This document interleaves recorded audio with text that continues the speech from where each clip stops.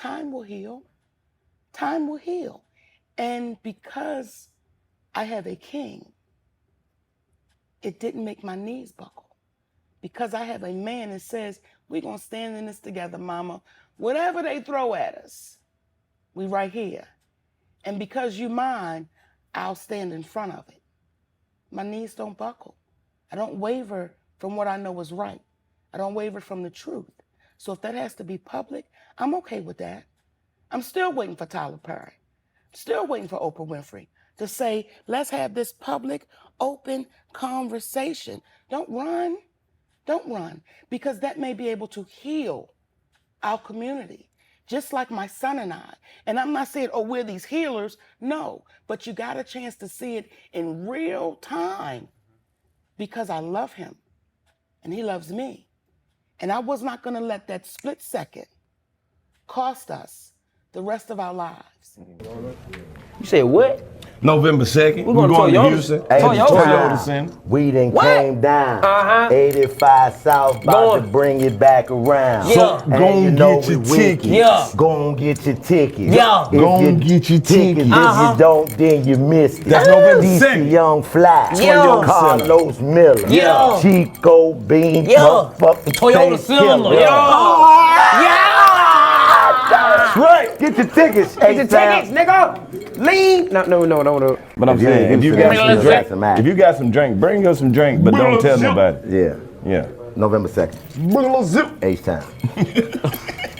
Yeah, keep it on the low.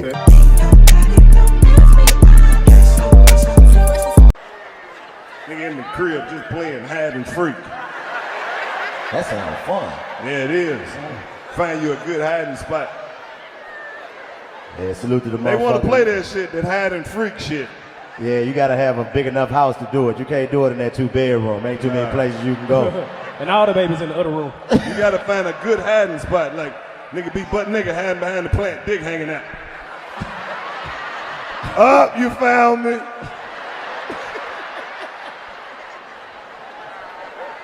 You gotta spice that shit up. Women want you to be adventurous when you don't just. Would you wear a costume, nigga? We'll talk about spice it up, nigga. Would you wear a costume? Be adventurous. What, who you would be? Sometimes you gotta walk like this too, like who you would be. Sometimes you just gotta come home and role play. You just gotta act like you about to cut the gas off.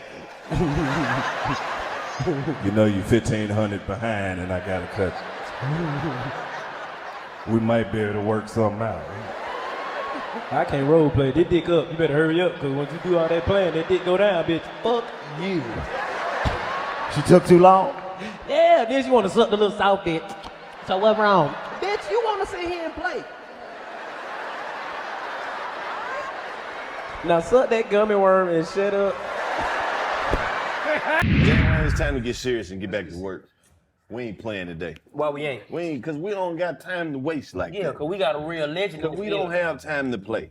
Yeah, you gotta get now, that. I know you feel the same way about this lady as I do. Cause you done worked with her before. For sure. And even if you don't work with her or not, if you ever came in prison with this lady, she gave you some love. For sure. Some uplifting. And what she some called positivity. You? And what she called you? My sweet baby. My sweet baby.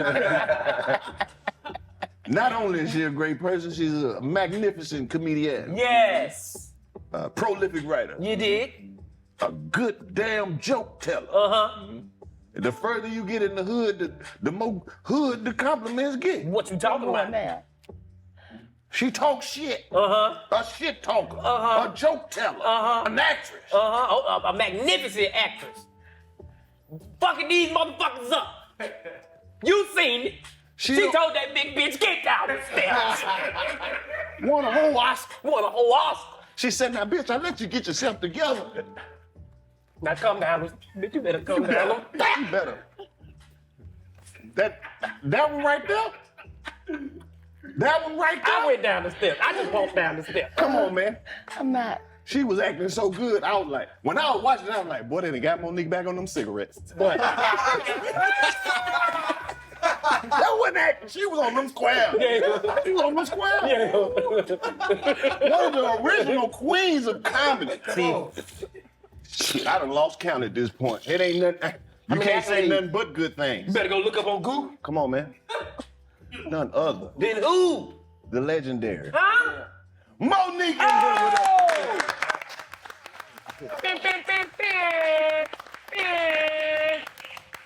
I'm gonna stay up there. You gotta get some sound effects. How long you think the standing over supposed to be? You gotta add a few more to it. Get back up. You gotta get back up. You gotta get back up. You gotta get back up. Legend right here. Come on, man. Come on, man. This is I'm gonna stand up the whole episode. the definition of getting it out the mud. For real. Monique, welcome to the 85 South Show. Thank y'all for having me, baby. On the couch, do y'all know how long I have wanted to come sit on this couch? You couldn't pull it up. Do y'all know how long I have wanted to come sit on this couch? Guess what? We'll get you code to the building. Listen, I'm like, soon as they call, I'm there. Come on. Now y'all know it's late for me, Uh-huh. okay? And then when we came down the dark road, Yeah. I said, okay, is everybody strapped? Because we don't know what this gonna be. Everybody's strapped. And then y'all opened up the gate, Yes, ma'am. and here we are. Yes, ma'am. Yes. Man, it's so crazy. I don't know we what were to sitting say. here like we don't even know what to ask. We just know you gonna tell us something. Ain't shit to ask. I know you got something on your Ain't no mind. questions. I want to know the beginning though on the comedy side. What? Because the work that you put in the comedy game, and like you said, DC, we was talking before you got here, man. It's like you gave me an opportunity so long ago, and you spoke over my life. You said you're a millionaire. You're a millionaire already. You don't even know it. And just for you saying that on the national TV, on the platform, on BET, one of those shows where my people can see me doing it. And it was just 5 minutes, but it had a lasting impression for all the people that I grew up around, the aunties and uncles, you know, the people who ain't mobile no more, who can come to a show. They got to see their boy. And I always wanted to tell you thank you. And I tell you every time I see you, I still thank you for that moment. Oh, baby. But tell me how it all started for you. You know, I think that it starts the same way it starts for all of us. We're funny. And then somebody says, you should. And then you go do that, I should. And now it's 35 years plus. You know, for me, it was my brother thought he was the funny one and did an open mic night. And the key word is thought, right? He thought he was the funny one. And they booed him. Damn. And I said, you shouldn't embarrass the family like that, because if I was on stage, I would have said.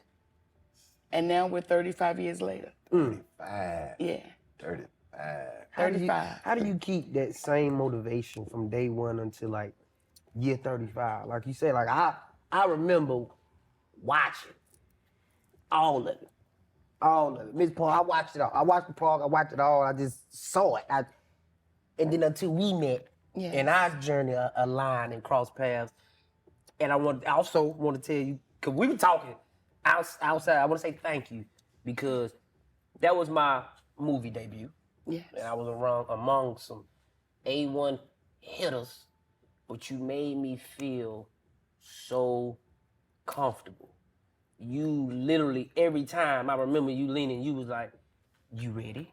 I'm like, yes. You were like, I'm gonna throw it at you, you better throw it back. I said, I got you. I was like, my heart started beating. I'm like, ooh, shit. That means she trusts my comedic timing. Right. Yes. So I'm in a spot being a student, and I just want to tell you, thank you. Oh, baby. Thank you. It was a pleasure to sit next to you. Because as I told you then, I said, they're talented people and they're gifted people. And that's two different things. Talent, you can teach somebody to say a line. You can teach somebody to be funny in that second. Gifted, you can't teach that. And sitting next to you, I saw your gift. Because everything I gave you, you wouldn't flinch. When I said to you, boy, I will stab you with this fork. And you said, I like that. I was like, oh, shit, yes. Oh, shit, we got one, baby. And you were fearless. And I said, you are a breath of fresh air. And you weren't competing. You were just being. And that's what makes it magical. When there's no competition, you're just being in the moment. And you were always in that moment. There was never a time that you got shook. There was never a time that I saw you, even watching in Video Village, watching you, you were just so present and you let your gift take over. That's why, you know, I'm honored to be sitting here with you babies, because you didn't quit. From the Monique show to right now, you kept going. And though you took that 5 minutes, that 5 minutes made you famous to people that you said to them one day, and then at 5 minutes they had a chance to see their boy, their nephew, their grandson, their cousin become famous. So it's an honor to watch you babies grow and keep going and make room for the next babies that's coming up. It is, as me and my husband was sitting back in the green room, I said, Daddy, this is beautiful. Because the baby took me on a tour of your business and all these different rooms and all these different avenues. And then y'all are making room and avenues for other young babies coming up in this game. This wasn't possible 20 years ago. So to watch y'all do it and do it effortlessly, and you do it so giving. Because I'm watching your staff. I'm watching your people. Everybody black. Everybody black. Everybody black. The furniture black. The furniture black. The bathroom We got one black. white boy. He cool. He black. He black. Yeah, He black. He can't say certain words. But though. just to watch y'all do it is awesome. Yeah. Awesome. To speak on that too, cause man, to do comedy back then, and to do it when it was time where it was like, I'm when the spotlight get on me, I ain't worrying about nobody else. How do you break through that threshold, and how do you continue to stay like positive and motivated during the time where it's like, ain't nobody giving you no shot, and even when you good, that damn near put you in the back of the line because niggas is definitely scared of you. Well, because every shot was a shot. Like, I never looked at it like, oh, no, every turn was a turn. And I've always told the comedians, when you get on that stage, it's your moment. You can't worry about who went before you, who's going after you. It is just your moment. And when you're gifted, you can't get away from the gift. Right. You can try, you can say, oh, but when you're gifted, you can't get away from that gift. And that's the motivation, because you don't want to disappoint the universe for the gift you've been given. I still go in my closet. I'll say to my husband, I'm in the closet on stage, Daddy. I still do that. I still get in the bathroom mirror and I'm talking and I'm going over things, even if there's no show lined up. Because when you're gifted, and I say that humbly, when you're gifted, you can't stop that. That's a part of you you cannot stop. So when people say, why would Sugar Ray Leonard get back in the ring? Because it's a gift. You want to keep expressing that gift. So that's how I stay motivated. I enjoy expressing the gift. Profound. Now, I gotta ask this, because you created one of Black America's favorite shows. There was a time in my life where you couldn't go over a young lady's house past a certain time, and Miss Nikki Parker wasn't on that TV. Miss Nikki Parker! And I'm talking about, you know, they used to let it ride. You might get 8 episodes in a row. Back to back. Come on. What was it Back like for to you back. to be able to be Miss Nikki Parker? Let me tell you. First, there were 3 people that actually created that show. Sarah Finney, Ralph Farquhar, and Vita Spears. Ralph, I just Yeah. worked with Ralph. They were the creators. However, in them being the creators, Countess Vaughn and Dorian Wilson and Yvette Wilson and Jenna Van Oyde and my baby Ken Lawson, we brought those characters to life. Yes. And in bringing those characters to life, those characters will be with us forever. You know, there are some people that say, don't call me by that name because I've done it so long ago. I will forever be Nikki Parker, and I walk in that proudly, because Nikki Parker gave Monique a strength.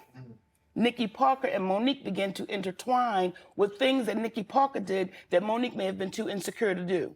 So when people said, oh, you just had it going on, Nikki Parker and Monique began to intertwine. Like, remember I had to wear the bathing suit? Yes. Now that ain't no shit Monique would have done. That's my personals. That ain't for nobody. Right. But Nikki Parker was like, hell no. We ain't gonna let these other bitches be in these bathing suits, and we not. We bathing We're too. bathing too. So, you know, it was just that It was the strength and the courage and the confidence and the funny. Yeah, that's We're going to Grand Prairie. Grand Prairie, that's Texas. Dallas. That's Dallas. That's outside of Dallas. That's outside of Dallas, but Yep. Dallas is, we going, you know what I'm saying? Grand Prairie get Yeah. busy, boy. Yeah. Fort Worth coming too. Fort Worth Yup, they coming. coming out. Dallas coming. They coming. You dig? Yeah, we they in is. there. Dallas. No cap. The D, Paul. Already. You know what I'm saying? November Get your 1st. tickets. That's November You know what I'm 1st. saying? We gonna be doing a 11-1. whole lot of that. You might need a jacket. It'll be chilly by then. Be a little chilly. 11-1. Be a little chilly. Hey. 11-1. What is you doing? That ain't scaring nobody. No, that's what they be doing to dance. I can't do it, but Oh, you know, want to bend? I'm sorry, my blood, my inside. I told your head would be Okay, heavy. all right, fuck it. We got it. Get your tickets November 1st. You heard what he said. Hey, what's up? It's your man Carlos Miller, and you already know Prize Picks got something big. The NBA season is in a full swing, and the NFL is still rolling. But the best thing is Prize Picks is still dropping off gifts every week. Hey, look, they got two on the board for just a half a passing touchdown. That's the easiest square in the game right now. And they got the new early payout feature too. So if your lineup is hidden, you can cash out before the game is even over. You don't gotta wait for overtime or no wild buzzer beater. Get your money early and keep it moving. So here's the play. New customers, you play $5 and you get $50 in lineups instantly when you sign up and use promo code 85South. Steph's at a half point. Come on, man. The season's back. Let's start it off with a win. Only on Prize Picks, because you know what they say. It's good to be right. The Chiefs beat the shit out the Lions, but Brian Branch beat the shit out of Juju. He got his own. God, He got his own win. That boy. nigga said I'm leaving here with something. Juju, all week, nigga, you is not looking at no film. You need to be watching this. But Because everybody talking about all your Everybody. teammates around you home. What Branch from? What he said he said he was threatening him or something. I'm telling you now, for him to do that, you cross the line. Brian Branch is from Georgia. Sandy Creek. Hey, what's up, boy? Clap it up for a nigga who ain't going for Hey, no way to rep, fuck boy. shit. Way to rep, boy. But Chico ran up on Branch. He said, no, nigga, teach a man how to squabble. Right. Oh, no, Juju, I ain't know you were leaking, family. For sure. Yeah. For sure. Look at him. Yeah, we're bad, home. Oh, look at Juju doing little shit like that. See, you sneaky ass nigga. Oh, okay. Nah, See, that's man. what he's oh, nah, saying. That's ugly. Look, Pat Mahomes try to dap him up. Nah, Okay, I yeah. got something to do, homie. Yeah. Watch out. I'm worried about something else right now, nigga. Nigga. Appreciate it. I remember one time my crazy. daddy was trying to whoop my ass. Bro, my goddamn uncle stepped in the way. That nigga reached around him and beat the shit out of me. That's the wrong thing to do, huh? Yeah. Your ass is mine. Pat Mahomes, you lucky. That could have been you. Crossfire. Just on In the some, crossfire. what if Pat Mahomes coming up with that little wimpy, nerdy talking shit? Did I do that? Stepping in like, Yeah, what's wrong? We beat you. Nah. Yo, get the fuck out of the way, boy. Went to shake his hand. Ooh, Shit. Yeah, hoe ass nigga. Shit. Oh, nigga, you flop. Juju flop. No, he Oh, didn't. that nigga that strong, Now, you think, that's Bob? why the nose is bleeding. Oh, yeah. Oh, probably. He did not flop. That nigga whooped your helmet off. Watch, he still got some more fun. Watch, okay, nigga, you want some more? Yeah. Yeah, nigga. Yeah, and plenty more. Teach your man how to squabble. Get that trigger next time, nigga. Look Shout at out them to Boy, that boy. boys. if you would have played in the 90s, Shit, you would Hall be of Hall of Fame. Boy, Hall of Fame. Branch has played 37 games. He's been fined 13 times and is now suspended for a game without pay. His infractions are as follows: 4 illegal uses of the helmet, 2 taunings, 1 face mask, 1 low block, 1 striking, kicking, or kneeing, 1 obscene gesture, 1 hit on a defenseless player, 1 hip drop tackle, and 1 horse collar tackle. God damn, son. And being with Countess Vaughn, Your chemistry was amazing. Amazing. it was magical. You couldn't explain that. Like the first day we met, I knew she was mine and she knew I was hers. We could not explain that chemistry. It was just time. Yeah. It was the right. We still talk to this day. That's still my pudding, and she still say mama. That is so dope. I appreciate that show because it showed strength, and it also showed that black women may be what's the word I'm looking for? You may have the wrong impression because of how we talk, and you don't understand our love language. But every show, you got an ass, you made sure. What? Still sport at the same time. You was right there. I can't let you go out there and just do anything because the world it's gonna tear you down. As a matter of fact, you in school, I'm gonna watch it. Yes. I'm gonna work there. Yes. So I keep my eye on you. Yes. But I got to keep that tone right there. Yes. Man, it was I beautiful. think that's why that show was so successful, because it was real. And it was a lot of mother-daughter relationships. Kim was trying to find her grown. Nikki was trying to keep her baby. So there was a constant battle, but they loved each other. Right. There was that constant conflict where you're trying to find your woman and your mama saying, you still ain't grown. I'm trying to get out the way, but I can't get out the way. I can't let you fall, but I want to let you slip. So it was that constant going back and forth that mothers and daughters were going through then. I appreciated those two women because they were not your stereotypical beauties. They weren't that. You had Countess Vaughn, who was short and a little pudgy and cute. You had Nikki Parker, who was this big black woman, but neither one was apologetic. Neither one was saying, I'm sorry for who I am. They were both saying, this is who we are. Take us or leave us, but we ain't going nowhere. Look damn good. Oh, come on now. You saw Stanley when you realized you ain't want him no more. He wanted you. You saw that?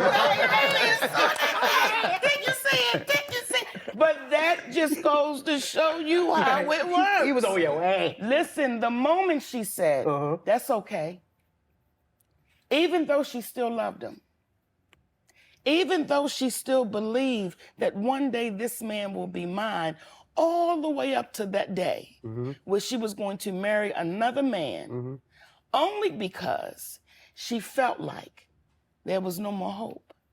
Not because she didn't love him. Because the moment Endell said, hey, he loved you, she had to look at that cat and say, I've been fighting for this for 5 years.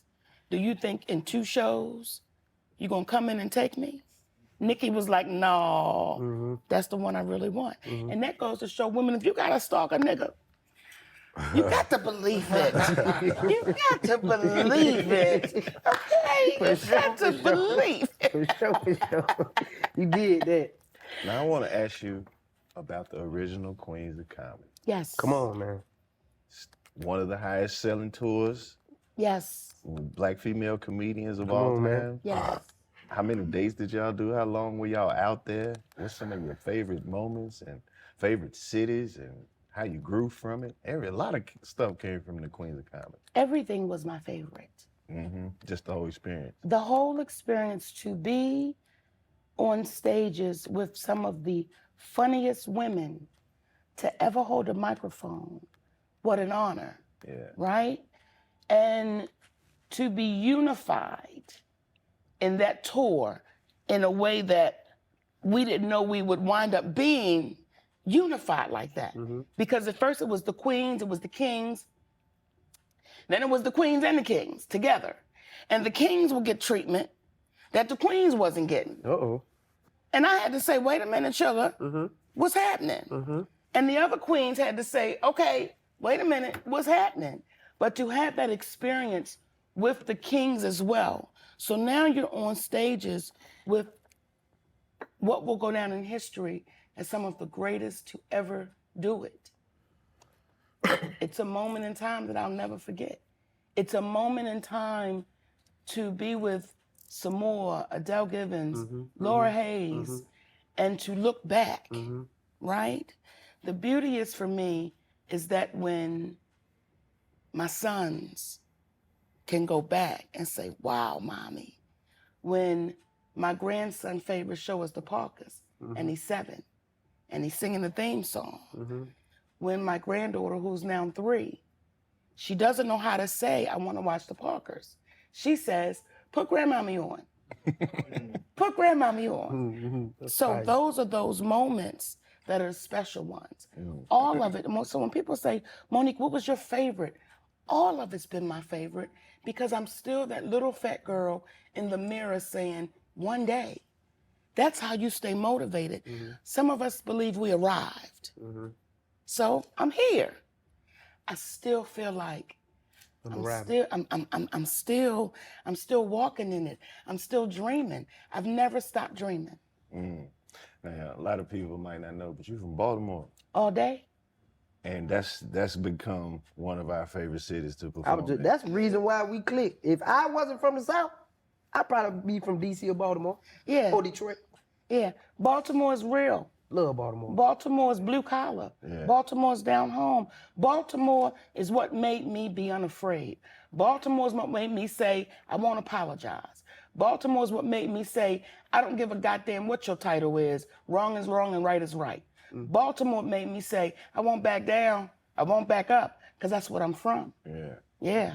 I love Baltimore, man. Like, when they come to the show, bro, They country, they just stay we up all, there. We all do our Right, weekend at the Comedy Factory up there. Yes. Man, Baltimore, they come and They they come out, show turn up. up. They show out. They make it an Baltimore event. come They Yes. dress up and everything. Yes. Man. And they Movie treat every you time. like family. Yes. I don't consider people fans anywhere. I never call somebody a fan, because that's short for fanatic. And I don't want to be fanatical over Monique. We family. So when you go to Baltimore, it's family. When you get in front of your people, it's family. And you have some of us that get in front of our people and they treat our people like they're doing them a favor. Yeah. Not understanding. Without our people, we don't work. Yeah. Now I'm about to ask you one of the trade secrets now. Ask it. You know, as comedians, you do movies also. When Yes. you're working on a movie, this take months sometimes, years. Yes. 6, 8 months, 12, 13 months. Do you still feel the need, like, I gotta get on stage tonight? When you're shooting a movie or a No. TV show, you don't have to. No. When I'm doing that, I'm doing that. You know, But you still get the itch, like, shit, it'd be a good night to go hit that. no. Hell no, nigga. Only because, I've been doing it for over 35 years. So, do I get the itch to say I'm gonna go to an open mic night? No. Because if I'm in town doing this, that's what I'm focused on. And when I'm done doing that, I go back to my room and then I deal with my family. I don't mix those two things up. Oh, now they said cut from the movie. Now where's their stage? No, no. I don't get that itch anymore to do that. Now, do I still get the itch to do stage? Yes. Yeah. And that's when I go do a show. Tour. Yes, but to just say, I'm gonna go down there and go on open mic night. Yeah. Now I heard you say that your brother went on stage and then you Most definitely. and you kind of like told his ass what you would say. What was the first time Monique stepped on stage and grabbed the mic? It was at Burke's in Baltimore. What year was that? 1990. Look, he remember. I Right? remember. I was with you. Yeah, listen, it was 1990. And wow, right? Like, after that night, I said, this is it. Because I knew, and I'll say this humbly, I knew I was going to be famous. I knew that. And I didn't know what I was going to be famous at, but I knew I would be famous. I was a full-figured model. I worked at a sex phone line. I knew that. Time out. Hold up. Well, Let me get the blood. I got Go back a little bit. I'm trying to be cool, but I'm gonna fight this Go up back on a little that bit. one. And it's a roach. Definitely got to hear that. And I worked at Popeyes. Word. All things involving a microphone. Yes. You was on the drive-thru? I was on the drive-thru, baby. Let me I tell always you wanted to do the something. drive-through. Man, if you pulled Always. up the fucking Popeyes and Monique was on the speaker. Baby, you're taking my sweet baby. You're This how when you came to my drive-thru, because I was so proud that I had a job and I was making my own money, but it was still a microphone. So that was my opportunity to talk in that microphone. And when you pulled up, baby, I said, hi, welcome to Popeyes. My name is Monique. What would you like this afternoon or this evening? Whatever time it was, baby. And if they said, hi, Monique, I was like, oh, shit. And after I took their order, I would suggest, would you like a hot apple pie with that? You know what, Monique? I think I would. Try one around, baby. Yeah, Right. you know. Now let's get back to this sex hotline. I knew you was going back to it. We put it in reverse. How long did you do that? Hey, November 9th, we're going back to the Bojangles. Hey, boy. You know what the fuck going on. Coliseum, And we're Charlotte, going. North Carolina. We're there. 704. We're going. Dennis Ford. Hidden Valley. We're not playing. Yeah, all that. Get your ticket. You know what I'm saying? Get your ticket, Nigga. Charlotte. It's November the 9th. November 9th. The Bojangles Coliseum. Bojangles. That's the one they need to remodel, but they ain't going to. But we gonna be there. November 9th. You did. Get your tickets, November 9th. Bojangles. And get there early because you know the parking gonna be crazy. Yeah. You already know that. And they gonna sell out of tenders. Early. They gonna say what? No, all the chicken gonna be gone. Tenders. Oh, tender. Yeah. For me, They call them Supremes at Yeah, Bojangles. chicken Supremes, but They gonna you sell did. out of there. November 9th, Bojangles Coliseum. Get your tickets, 85 South Show. Man, hurry up. Hey fellas, look, stop blaming the game. Blame the stamina. Look, if you're trying to keep up your stats in the bedroom, you need Blue Chew. Look, it's the little tablet that turns regular nights and the highlight reels. Look, Blue Chew ain't no magic pill. It's the cheat code for your meat code. Stay stronger, harder, last alone, faster. All of that. Blue Chew has the same active ingredients as Viagra and Cialis, but in a chewable tablet. No awkward doctor visits, and it's all done online, and it's shipped straight to your door in a discreet package. Fellas, this just ain't about performance. This is about your legacy. Your legacy. Your legacy. You know what I'm saying. So look, visit BlueChew.com. Use promo code 85South. Try it for free. Just pay $5 shipping. Make sure her group chat know your name. Look, because on this show, we don't play scared. We play prepared. BlueChew.com. Man, listen, twin, I swear to God, man, they had like 4 different colors, What bro. the fuck I got the you gray got one. here? Look, call you right back. It is. What's up, brother? How y'all doing? What you out here doing? Hey, man, You know what we need. Selling grass? Nah, man, I went legit. Selling ass? You ain't legit, nigga. It's September, nigga. You got a full sweatsuit on. What's wrong with you? Yeah, y'all young niggas. It's 82 degrees out here. You doing something. You got the switch on you. I went to 85paraco.com and got this, man. I'm leaving. Oh, so that's some gang shit. Yeah, that is. That sound like it. You know what? Turn around, put your hand up against the wall, spread your butt cheeks cough so I can see what's up under your hat. I ain't got no butt cheeks. Spread your skin. Put your ass on the wall, man. Ass on the wall. Turn around, put your hand up against the wall, man. Put your hand up against the wall, man. Put your chest on the wall. Chest on the wall, man. Kiss. What you got, man? You know how to do, man. Spread this shit. Hey, man. Hey. Hold on. Hey, man. These niggas. That shit all right. That's a good material right here. Hey, man. And you do got butt cheeks. Man, get your You ass. been lying this whole motherfucking time. Where you get this shit from? 85paraco.com. Where you got it from? 85paraco.com, man. Stop. Don't yell at my partner. Stop. Look at both of us at the same time and say what you got to say. 85paraco.com. Look at both of us. 85paraco.com. Don't look at me. Look at 85paraco.com. me. Now look back at me. 85paraco.com. Man, get up off me. What's your badge number?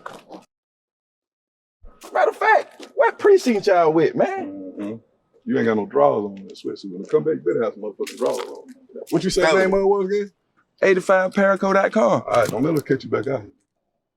Spread your butt cheek, nigga, so I can see what the fuck you have. I did that. And how did that come about? Well, honey, let me tell you. I did that for maybe a year and a half. Ooh, that's a lot of talking. And I didn't actually talk to the men.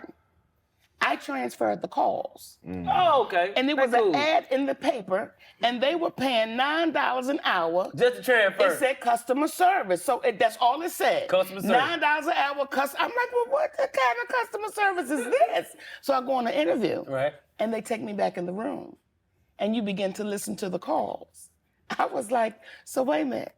You telling me I just have to listen to the calls, transfer the calls, and I'm going to make $9 an hour? Sign me up. And when I tell you, it was one of the best jobs that I've ever had, because some of the shit you learned, you was like, oh, I didn't know that was possible. Right. Okay, it was incredible. It was incredible. Woo. That's amazing. Damn. Like, I want to ask you this. What's your favorite work? Is it movies? Is it TV? Is it the road? Is it radio? What is it? What you like? Stand-up is my baby. First and foremost. Stand-up is my first love. Like, stand-up was and is. Stand-up saved my life. Because you can walk out on that stage and you can be in some place mentally, but when you're done, it can bring you back balanced. You can walk out on a stage and be so unbalanced and going through life, but that audience doesn't care because I paid my money. Bitch, I'm unbalanced. So I need to laugh tonight. So your issues doesn't matter to me. And when you can share your issues and then y'all can laugh with you at the issues, that's very therapeutic. Very therapeutic. Tell me about it. Yeah. You've gone up on stage, I'm sure, some nights, and life was life-ing. Exactly. But you had to go out there and you said, you know what? I've got to be funny. I've got to be funny because they dealing with life too. Yeah. And we are the medicine. Yeah. And again, I say it humbly. We are oftentimes people's medicine to feel better without popping a pill. So you got to swallow yours and you got to go on that stage and be medicine. Man. Yeah. It's different levels to it too, especially when you at the stage of your career where it's like, now you playing the game or you don't eat that day, where it's like, I'm trying to get to the other side where that money at.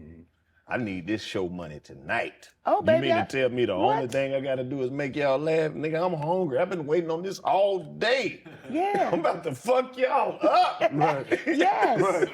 Yes. I need it. Yeah. Oh, man. Cause I listen to you and I could tell from tone people have great tranquility and be very calm.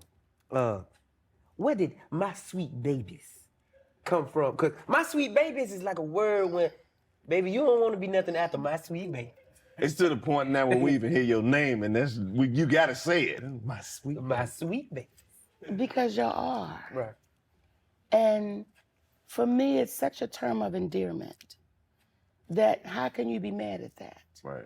How can you have a problem with that? You know, and one day, my grandson said it to me. He said, hey, my sweet baby. And that thing melted me. And I'm like, is that what people feel when I say that? Absolutely. Is that what? So for me, it makes me feel good. I hope it make you feel good. And if I don't remember your name, hey, sweet baby. It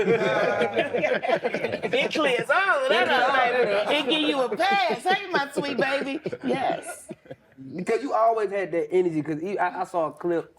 It was some TV show, and it was the daughter and the mama was standing right there, and the daughter was like, I don't want to hear that. And you was just fighting with her. Charm school, baby. And you was just trying to. I saw it where you were like, I said, never to this motherfucker. But you know what, baby? I'm gonna fight with you. I said, boy, she good. She good. Charm school was a fool. Charm school. That's what it was? Charm school. VH1. Yeah. Charm school was a great learning lesson, even for me. Because even at that time, there were decisions and choices I was making that I wasn't mature enough. Right?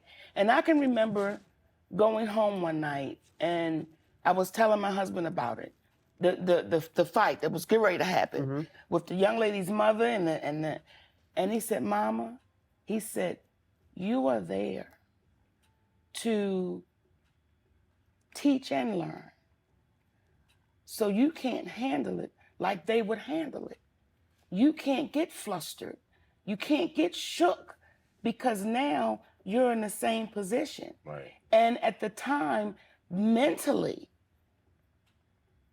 as I look back on it, and I said, wow, I could have handled that differently. I could have said that differently. I could have walked through that differently because I was in my 30s. Now I'm a 57-year-old woman. So things I did in my 30s, I wouldn't do in my 50s. Right. So I would never challenge a baby to take her in the back. Okay, because then I said we can go in the bag. Right? We can go in the bag. And we can go in the bag and then we can come back out, baby. The Baltimore came out in me like, what we gonna do? For sure. I would never do that at 57 years old. So with that show, watching it back, I've learned just like those women have learned. And I'm happy for those sisters, for the ones that said, I'm gonna keep it going. I'm gonna do something with it. I'm happy for those babies. And if I had to do it again, I would do some things differently.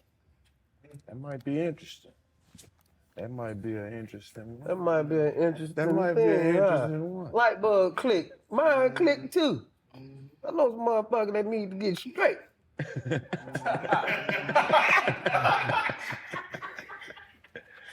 You need to go talk to Monique. Go in the back. Yeah, go in the back, right? She ain't gonna take you to the back, but you need to go talk. I want to ask you this. There's some I would still take to the back. Yeah, proper Just a little conversation. proper situation. Just a tone, man. Now, you Just know, get we it big right. fans of comedy over here, and we've been keeping the records. So I want to ask you, what was comedy like in the 90s? Because that's the era we'll never get to experience. It was magical, baby. See, there was a time that we didn't know how you lived. We didn't know that you had a private jet. We didn't know that you had a yacht. We didn't know that you had 25 cars. We just knew you were funny. And that's what we were going after. We didn't know how Richard Pryor lived. We didn't know how Eddie Murphy lived. We just knew that these people were gut bucket funny, and we wanted to get there. Well, I think for you babies, where it's different, you see people saying, I want to live in a mansion. I want to have fancy cars. I want to get on TV. I want to be in the movies. So sometimes the stand-up can lack because you're chasing what you see on social media. You're chasing what you hear about this person's on Forbes, and you're no longer chasing the dream and the gift. You're now chasing the materialistic part of it, and you've stepped away from, let me just go up on this stage and show my gift. Let me show the universe I appreciate that they chose me. What is something you learned after you made it that you wish you knew on your way coming up? Nigga hit you with some deep shit. He don't talk much, but when he talk, he talk. He had it too, cause he could wait. He be like, Watch this, watch this. Oh, your job. What's something that I've learned once I got there on my way coming up? That you wish you knew on your way coming up. That I didn't need a bunch of shit. That I didn't need to waste money on a bunch of shit that you don't need. Come on, talk. That's because financial you freedom. feel like when I financial literacy. first got my first check from the Parkers, right? I understood my contract, but I didn't understand it. When I opened up that first check, I didn't quite understand I was getting 22 more of those checks at that number, right? So when I understood that I'm gonna get another check like this next week, Fuck this check. and We ballin'. we are balling, baby. When I tell you I went to Costco and bought shit that I did not need, I bought all kinds All of of it. shit. But then road. once you settle in, and once you understand, this is not promised tomorrow. And some of us get in positions where we live these multi-million-dollar lives on Monday, but Tuesday, it was taken away. So now what do? Wednesday, Thursday, Friday. So you start seeing a pattern oftentimes. That's why for me it was important to read the stories of the sisters that came before me. And most of them died broke, unhealthy, and by themselves because they never thought that it would end. Especially when you riding high. Especially when everyone says you're the best and you're the greatest and something happens and just like that. Now it's done. But you are still in this $1 million lifestyle that you still have to try to maintain and afford. So some sisters and brothers can find themselves doing things that you got to maintain this lifestyle instead of saying, okay, wait a minute. Let me make sure I'm not living above my means, even though I get that check every week. Let me make sure that if that check gets taken away, I'm not going to be taken away. How you deal with people that don't understand and they just begging and asking? Begging and asking. You've got to get comfortable in no. And you've got to get comfortable with your no with no explanation. Because when you say yes, they don't say, why you say yes? They just say, what time can I pick it up? Are you zelling it? Are you overnighting it? But they never say, DC, why you say yes? So the moment you say no, you've got to be comfortable in, why you say no? Because I can. And that's it. And it took me a long time to get comfortable in my no's. And it cost me a relationship with my biological family because I was so used to saying yes that the moment you say no, you become the villain. And that was very uncomfortable. I didn't want to be the villain. So I would say no, but okay, because I don't want you to be mad. I don't want you to be upset. Till you get to a place where you're looking in the mirror and the person looking back is mad at you because they're saying everything you said you wouldn't do. Saturday, November 8th, Hampton Coliseum, Hampton, Virginia, one of the 7 cities. We will be at Hampton, Virginia. That's right. Who else gonna be there? Who will be there? DJ Matt and Fresh. Ooh.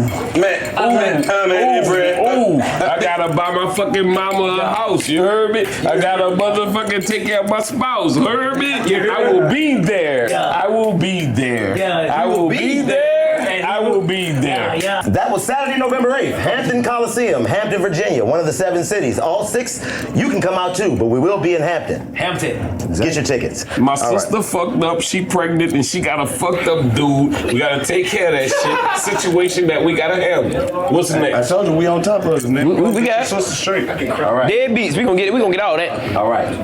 Nigga, if an alien gotta rely on us for kindness, that nigga's dead. Ain't finna be no E.T., Alf, none of that shit, none of that Mac and me. You know what I'm saying? That nigga's done. Howard the Duck. Man, Howard the Duck would be at a Chinese restaurant strung the fuck up. That nigga be in Chinatown with his ass plucked. His ass be in the window by his fucking feet. You hear me? You gotta help me get home. All right, right this way. Hey, man, that nigga, Howard the Duck would be lemon peppered in Atlanta. Do you hear me? Yeah.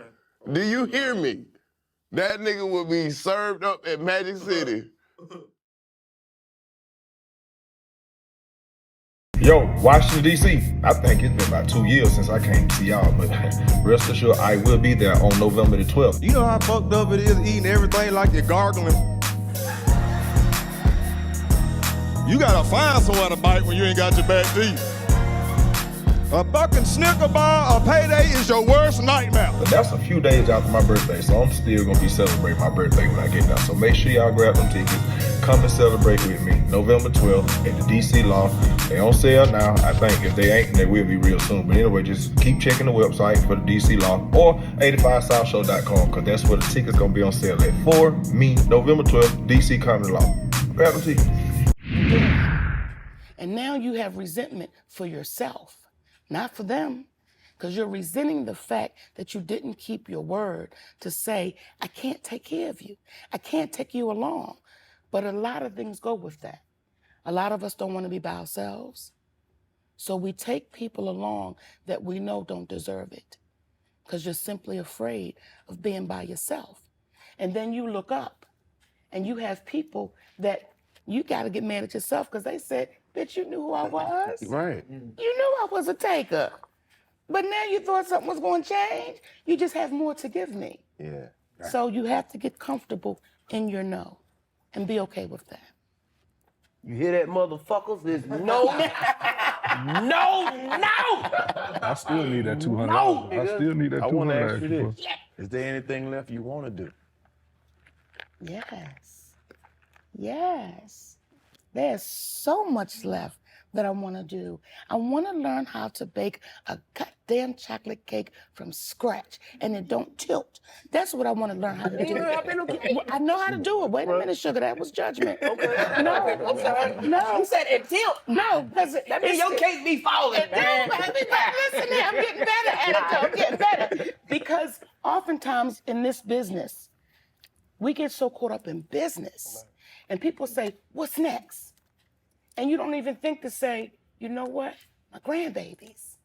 You don't think because you only think to deliver business. I've had to learn to separate that. It's like, I hope tomorrow is next. Because today is beautiful. So if I just get to tomorrow, what a blessing that will be. So when you say, what more do I want to be? I want to continue to be the best wife, the best mother, the best grandmother, the best friend. The business is the business, but the business won't be there when I'm taking that last breath. The business won't be there when I'm sick. The business won't be there when I'm going through it. So what's next is going to be what's next. Yeah. But I hope I get as much time with my family that I can possibly get. How did you adjust to living your life publicly? Because I saw where you just reconciled with your son. Yes. And they're like, that's life. That's life. And you get what I'm saying? But Yes. for you to have to do it publicly, knowing that it would happen, but being on the world's timeline, how do you adjust to that? Just when you going through regular life shit in front of everybody. It's what it is. And if my situation can help your situation, I'm willing to go through that publicly. If a mother and a son was able to reconcile, watching me and my son, I'm able to go through that publicly. And as long as I'm telling the truth, I don't give a damn who sees it or who hears it. It's a part of what we do. You can't live your life and they not know what you're doing. Now, some things you can say, I'm gonna hold this just to me. I'm gonna keep this right here. But everybody's watching now. So if you see it, I'm not gonna run from it. When my son went public, I couldn't run from it. It was right there. It was what it was. But as I said to him, time will heal. Time will heal.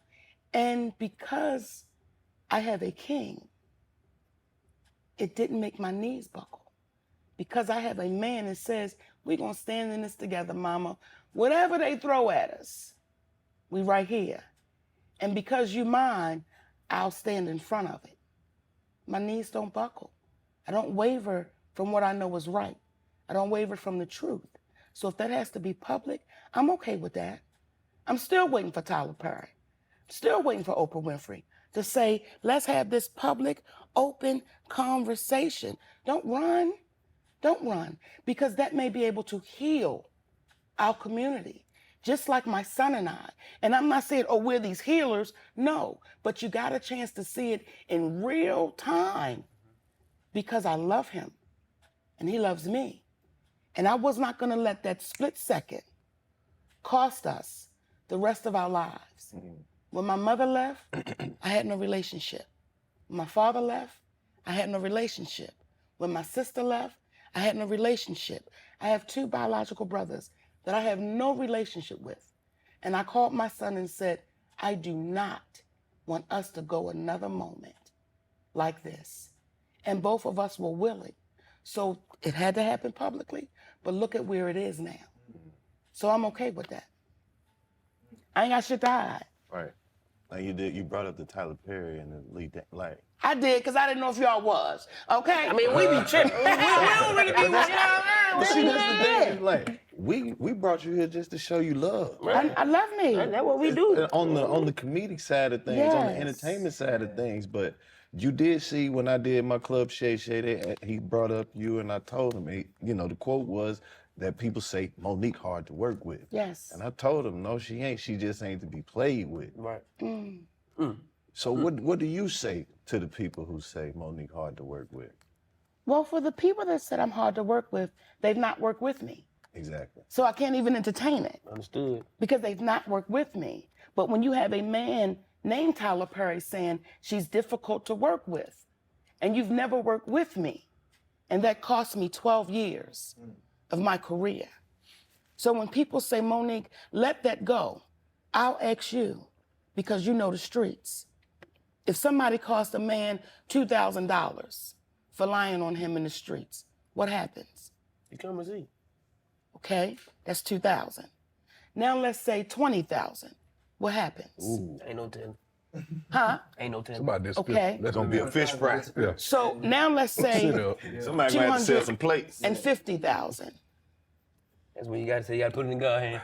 Okay. Then you with $2 I'm gonna million. keep going up Right. because I'm making a point. Understood. So now let's say that lie cost you $2 million. Now let's say that lie cost you between $24 and $36 million. Do you let it go? I'm asking you. No, ma'am. Do you let it go? Do you let it go? So why ever would I let that go? Why ever would I not talk about it every opportunity I get? Because you've cost my family that money. And what happens is we get so afraid of power that we're too afraid to say what's real. I've said in front of brothers and sisters who will say off camera, that shit was wrong. But the moment the camera comes on, I don't really know if I want to say this because we get afraid of what will be taken from me. What'll happen to me?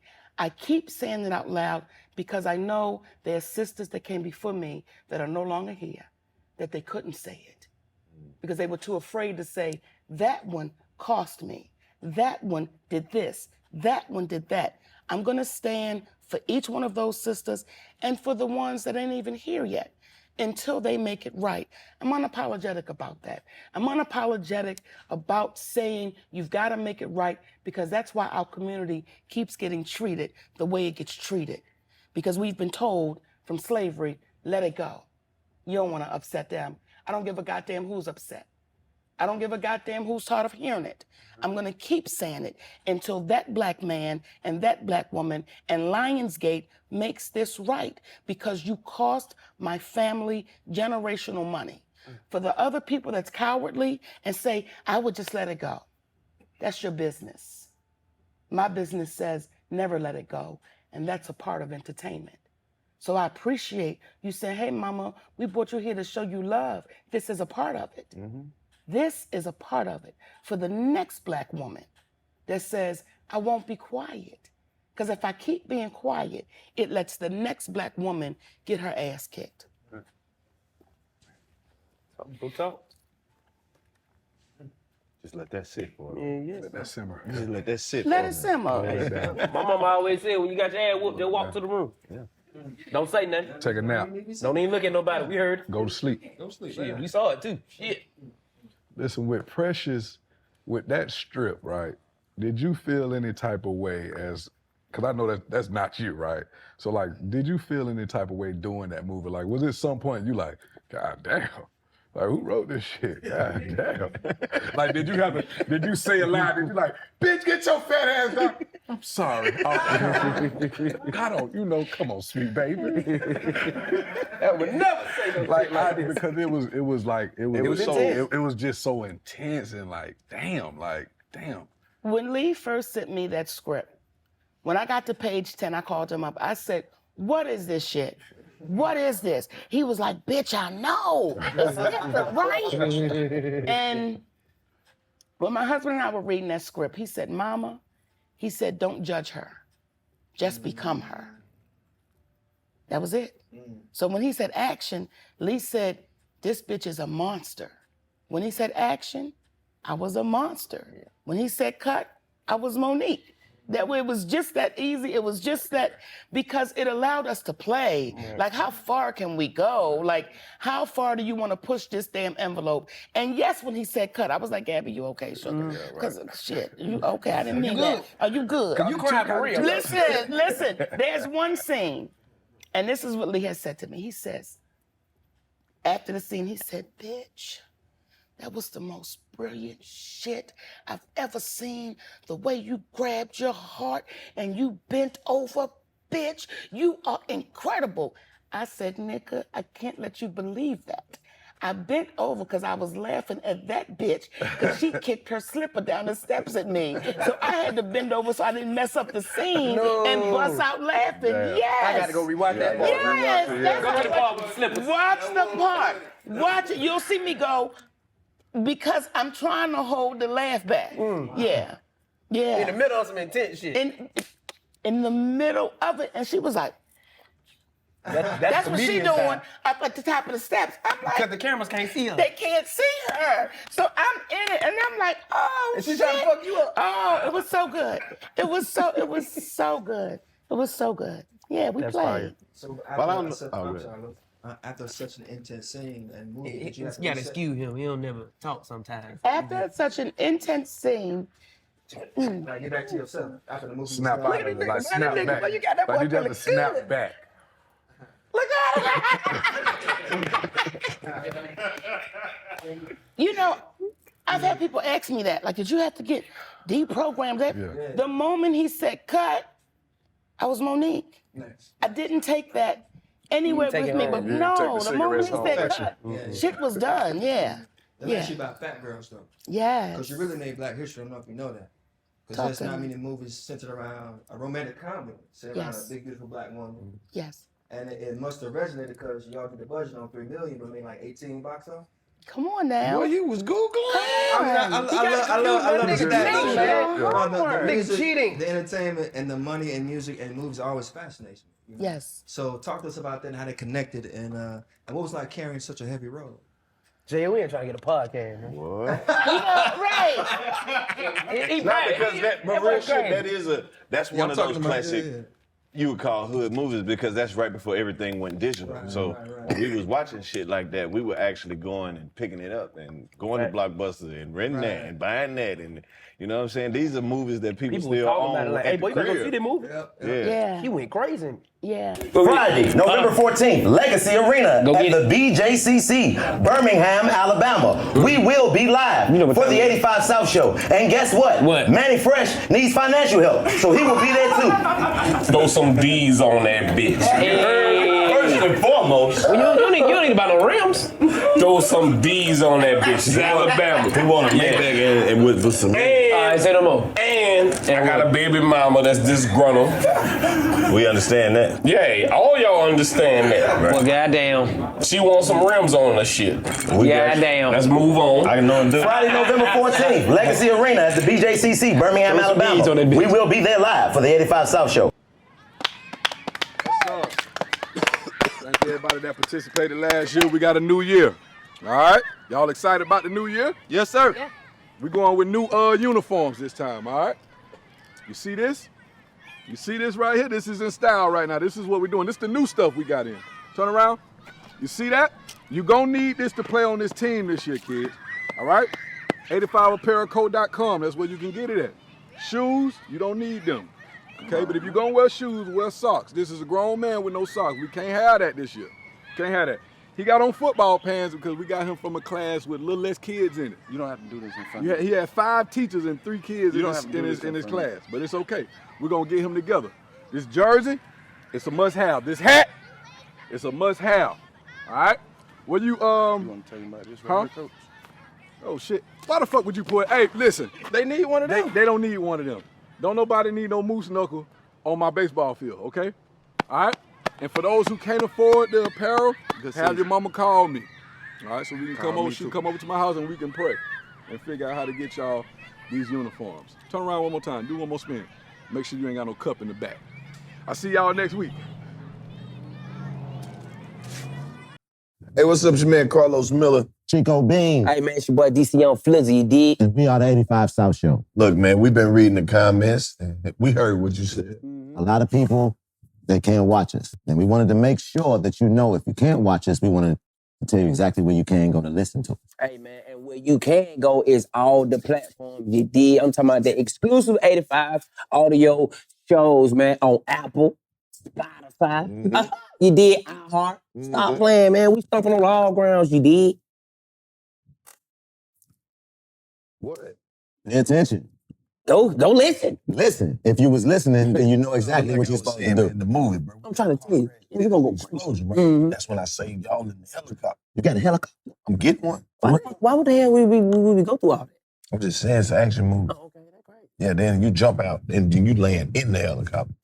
Cut. That's enough. Fat Girls was this brilliant sister, Niggas LeKay, wrote that, right? And when she first sent it to me, at the time, my sister, my biological sister, was working in the office, and she told that woman, Monique's not accepting scripts right now, right? And she was like, okay. Well, I didn't know anything about that. And then just so happened, I'll say about 6 months later, she got that script in my hands, and I could not put it down. And I called her that night and I said, let's do it. Because I had never seen a big black woman portrayed that way, where she was the love interest and she wasn't the joke. And it wasn't, oh, you know, it's a pity relationship. It was this man really loving this woman. So that one was a lot of fun to do. Yeah. A lot of fun to do. Not the best business deal, but a lot of fun to do. Yes. Well, because at the time, there were so many things I didn't know. There were questions I didn't know to ask. And people aren't gonna volunteer the information. So I didn't own any of Fat Girls. I was simply a worker. And though that's my image. So what happens is when my husband did come on and I said to him, I need you to be my manager. He was like, Mama, that ain't what I do. Until he saw how things were going down and he knew I gotta step in. Yeah. So we made no more deals like that after he came in as my manager. Now everything we do, we have to own some of it. Yeah. We ain't saying we gotta have all of it, but some of it. That's my image. That's our work. We gotta have a piece of it. If you making money, shouldn't we make money? Talk your talk. That's it. Talk your talk. And you on tour with Cat? You still doing dates with Cat? No, I finished with Cat in May. Okay. And when I tell you, y'all, that tour was a tour. I know that tour was off the chain. That tour was a tour. I had never seen a machine run that way. And Cat Williams ran that machine because when you see those arenas and you see all the trucks and, I mean, the brother just had that machine running in a way where it was just a lot of fun. It was a lot of fun. To walk out on those stages and you standing in front of 10,000, 15,000, 20,000, and you're just that love and that enjoyment, and it's like, wow, get it, brother. But I still love a comedy club. Yeah. Comedy club. Can't run from the comedy You club. cannot. It's so intense. It's right there. It's right there. Come on. It is right. It is in the moment. I can look at you and tell if you in it or if you're not. So now I gotta ask, you gonna do some club dates? Is that on the? Well, I just did a club date. I did Rob Stapleton's club. Okay. Social Fuego, in the Bronx. Yes, baby. Rob Stapleton. Yes. Hey, shout Rob, man. Yes. Got to go to And Social Fuego, when man. you do the Bronx is in New York, but it's in the South. Like you still walking in front of a Southern crowd. It's that down home, dark liquor. Let's get it. They in there, too. Yeah, They in there, I too. still love a club. I still love a club. That's what's up. Got Monique in the building, baby. I fucked with Sauce You did? hard, bro. Because like you said, it's got the down home feel. With the Spanish infusion. You did your shit, Rob, with that one, shout. That's all right Yes. there. Yes. There's a lot of clubs we go to where it be like, this is a cool room, but it ain't one of them. Then you go to places like Baltimore Comedy Factory. Yeah. Like, this on the schedule every year. I'm stopping through here every year. I used to own a comedy club. For real. In Baltimore, called Monique's. Damn, we need to open it back up so we can go back in there, Yeah, Monique's. Yeah. That's hard. Yeah. I had one in Miami. What's some of your favorite times in there? We got to see. Send us some pictures. My I want to favorite see. times in Baltimore? And Monique's at your club. Oh, baby, listen. Who you brought through They was gonna shut us down a few times. Shit was crazy. Fire marshal showed It up. was a black comedy club, okay? We ain't have all the shit all the time. Right. We ain't have all the things. Who the liquor license name is? Listen, well, they took it. So the people loved it so much they would bring us the liquor. Right. But Come on, it man. was that. Listen, one night, the fire marshal came, right? And all the shit that they said was wrong. Right. They weren't making shit up. It was wrong. Right. But I knew the mayor at the time, and he said, if you ever need anything, you call me. Oh, I will call you now. That day, I told you, said, you wait right here, sugar. I'll be right back. I said, hey, they got the fire marshal down here trying to shut me down. He said, give me a second. Montel Williams' father was the chief. Right? Damn. Chief Williams. Chief Williams called back and said, could you put that gentleman on the phone? I said, yes, sir, I sure can. There you go. When he got off the phone, that gentleman walked past me and said, I want to apologize and we'll never return again. Wow. Thank you, my love. Thank you. So I've always been covered in the. Now we had to get the shit fixed. Right. Like his daddy was like, okay, don't make me look bad. Get this shit repaired. Right. But it was just, that covering, that thing, baby. Yeah, Monique's with Steve Harvey. Everybody came through Monique's. Everybody came through Monique's. Yes. And you done seen a lot of people. Yes. You done seen a lot of people.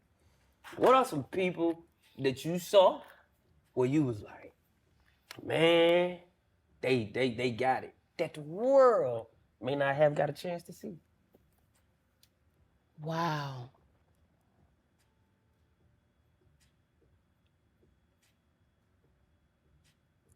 that I saw that the world didn't get a chance to see. The ones I saw that I knew was special, the world got a chance to see. So there's, you know, I can't think of one that didn't make it, you know. At least had a shot. Yeah, or at least had a shot. Yes. But the babies that came through, and we were babies. You know, everybody was after that. I want to be funny like Richard. I want to be funny like Eddie. I want to be funny like, not I want to be rich like. We wanted to be funny like. Yeah. But all the ones that came through that was supposed to get it, they got it. What was your Def Jam experience? Def Jam. Yeah. Def Jam was incredible. You rocked that motherfucker so Tore it hard. down. You know, it's like some of them sets you watch and then you see people rip. Right. But it's like some people get on stage like God damn, I wish I would have. If I could, that moment right there, because it like, I guess people don't realize it just looks so much bigger just watching it. Because it seemed like if you get a great moment on Def Jam, you knew the move was coming. You knew something coming. It was like something. Def Jam was great. I remember when Def Jam first came out, and I was seeing all the sisters do it, and I hadn't gotten a call. And I was like, wow, everybody done it and they ain't called me yet, right? And then I get the call. And I remember when Def Jam went on tour, and the sisters, you know, they were all getting these dates, and I was like, they ain't invited me to do the dates yet. But when it was my turn, I got 15 dates, right? So I had to understand that when it's your turn, it's your turn.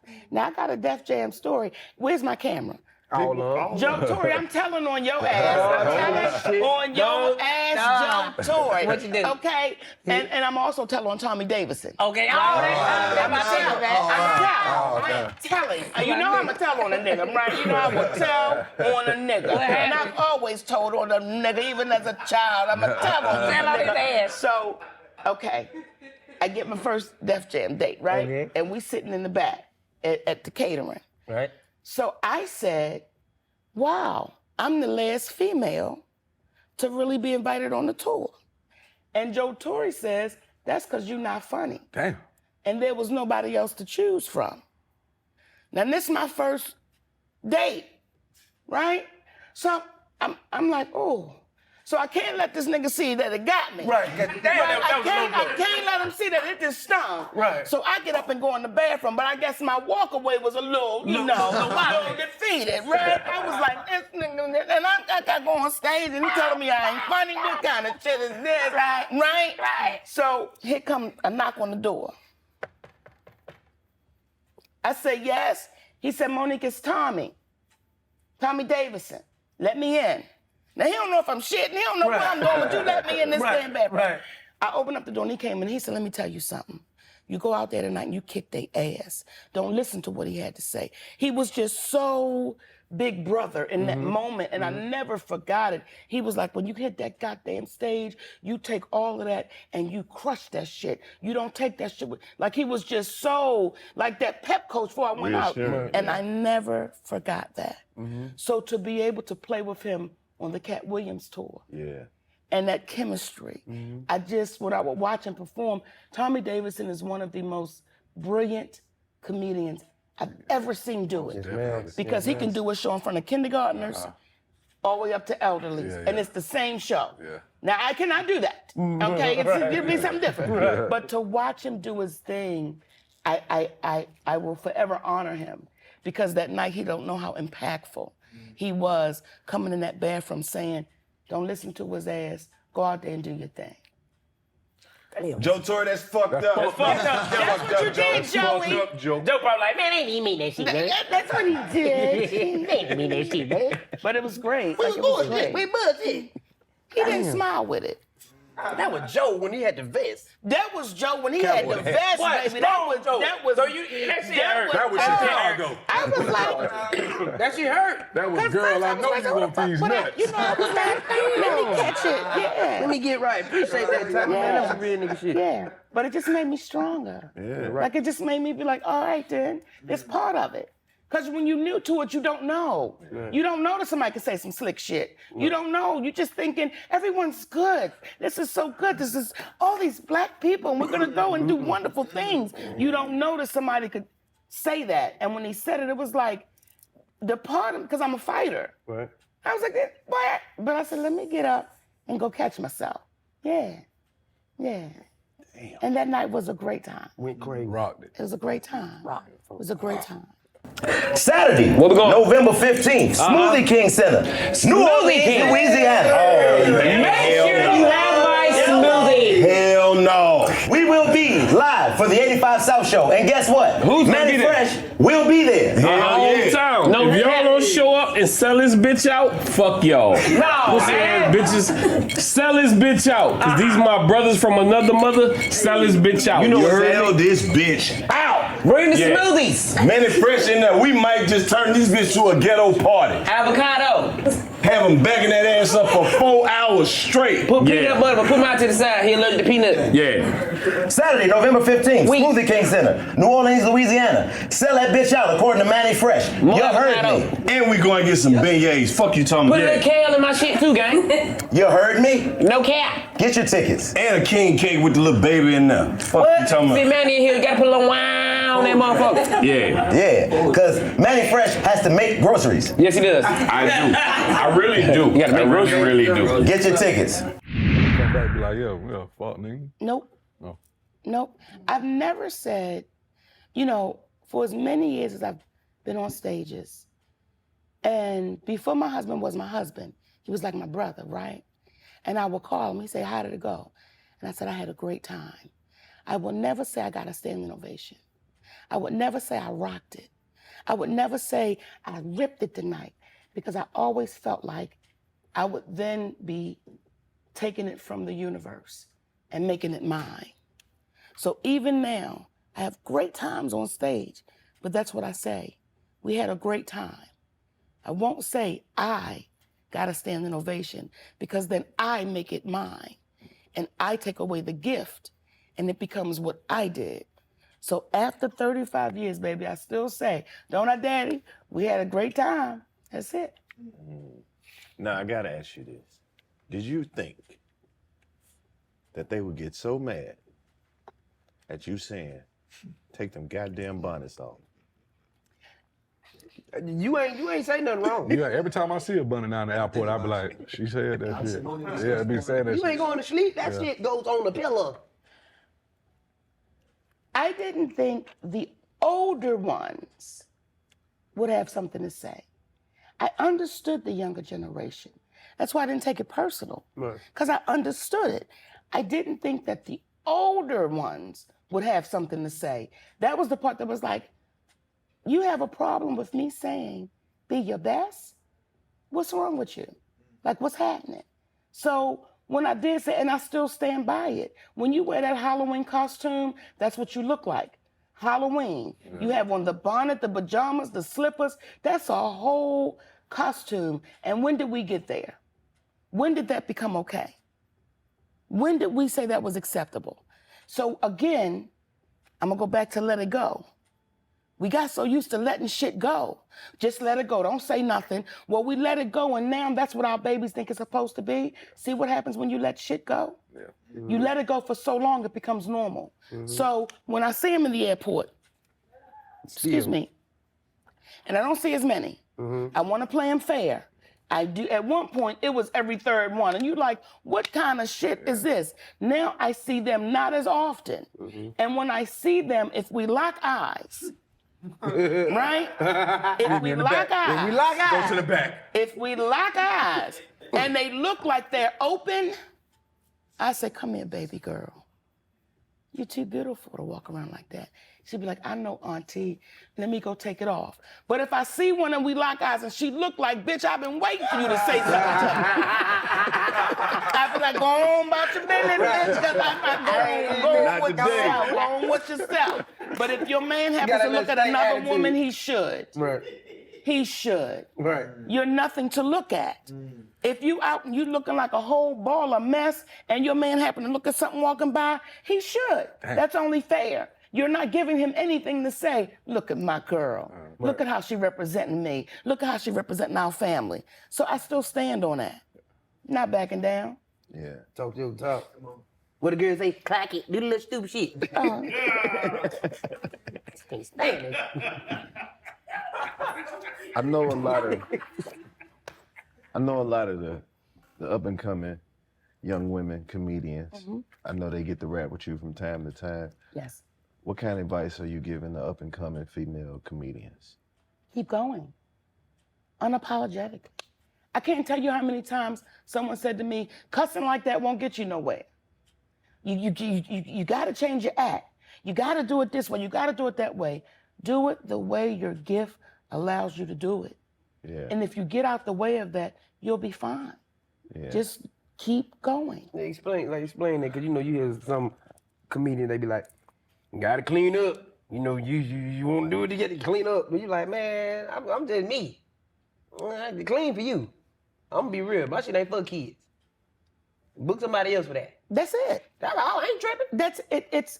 There's room for everybody. Understood. There's room for you to go to the church and speak about Jesus and comedy. There's room for you to go to the strip club and speak about pussy and funny. There's room for you to go to the regular club and have dark liquor and add all of it together. There's room for everybody. So for you to say you must change, you're not for me.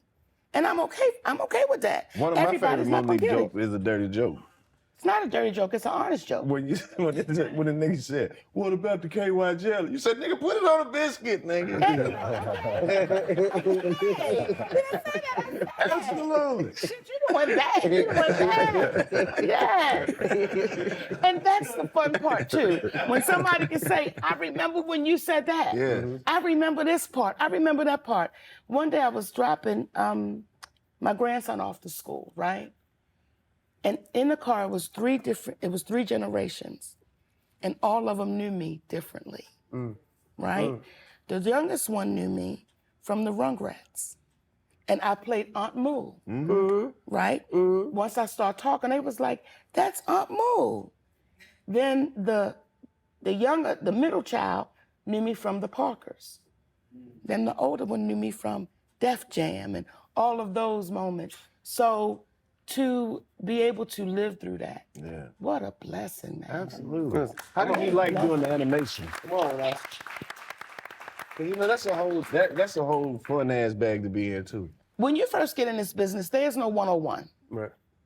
No one sits you down and say, this is 101 of entertainment. No one says, here's the handbook, no one goes over shit with you. You just have to figure it out. So when I first got called for animation, no one told me how to do goddamn animation. So I thought I had to do different shit. So they was like, you have to be an otter. Well, I don't know what the goddamn otter. Ain't never been no damn otter. So no one said, just talk on your regular. I was like, yes, and then you can come and get this right, and then get it. So the white boy. You were trying to be an otter. I was trying to be, they over there cracking up. I'm like, I got this shit. I got this right there. Then they was like, well. She ain't trying to be an otter. No one told me. You're just supposed to talk in your regular shit, right? So I didn't understand why they were laughing. I'm like, well, shit, because I don't audition. Right. I'm like, I just came in here to read this, okay? I'm like, I got this shit, yeah. They didn't call back, right? They didn't say anything. But when I went in for Aunt Moo, right? I knew now at this point, you just talk in your voice and they'll put it to the little character. So again, there's no 101. Nobody explains shit to you. You just gotta figure it out. So when people say I don't have a college degree, yes you do. You go through college with this shit. Everything you do, baby, because you don't go to a building and sit down with a book and a pen, don't mean you ain't been to college. We've been to college. Some of us got our degrees and some of us didn't. In the field with it. And come on, baby. Come on now. Yeah. My class outside. Yes. That's best education. I just don't walk with my books. Come on now. Come on. And you only smart at what you know. That's it. You smart at what you know. When people say, I got my doctorate in what you know. Right. But take your ass to the jungles of the Congo. Let's see how smart your ass is. You're gonna need some assistance. Yeah, you smart at what you know. Yeah. Who are some of your all-time favorite comedians? Or just regular people who make you laugh, like from the hood? From your block. The funniest person that makes me laugh, I sleep with her. And that's my husband. Like, people don't know that about him. They don't know. You can smile, they go smile.